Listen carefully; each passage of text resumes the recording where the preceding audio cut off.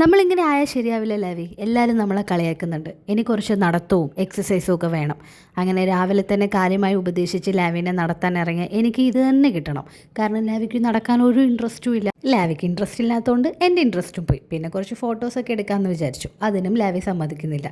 ഇതൊക്കെ കണ്ട ലിയോ ഞങ്ങളെ മൈൻഡ് പോലും ചെയ്യുന്നില്ല. കാരണം മൈൻഡ് ചെയ്ത് അവനെ വേഗം വീട്ടിൽ കയറ്റിയാലോ എന്ന് അവന് ടെൻഷൻ. ഇങ്ങനെ വ്യത്യസ്ത സ്വഭാവങ്ങളായിട്ടുള്ള ലിയോനെയും ലാവിനെയും കൊണ്ടാണ് ഞങ്ങൾ ഇന്ന് നടക്കാൻ ഇറങ്ങിയത്.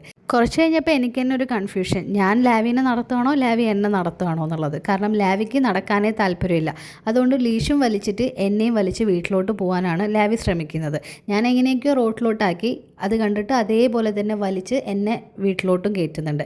ഇങ്ങനൊരു 10 റൗണ്ട് ചെയ്തപ്പോൾ തന്നെ നല്ലൊരു എക്സസൈസ് ആയല്ലോ. പിന്നെ ഇതേ നല്ല ഗുഡ് ബോയ് ആയിട്ട് നടന്നു വന്ന ലിയോ ഇതേ ടയേർഡായിട്ട് ഇവിടെ കിടക്കുന്നുണ്ട്. ഒട്ടും വെള്ളം കുടിക്കാത്ത പെറ്റ്സിനെ കൊണ്ട് വെള്ളം കുടിപ്പിക്കാനുള്ള ഒരു ടിപ്പ് ഞാൻ പറഞ്ഞുതരാം. നന്നായിട്ട് എക്സസൈസ് ചെയ്യിപ്പിച്ചാൽ മതി, താനെ വെള്ളം കുടിച്ചോളും. ഇത് ഞാൻ പറഞ്ഞതല്ല, ഞങ്ങളുടെ ഡോക്ടർ പറഞ്ഞു തന്നതാണ്. അപ്പോൾ ട്രൈ ചെയ്ത് നോക്കിക്കോ.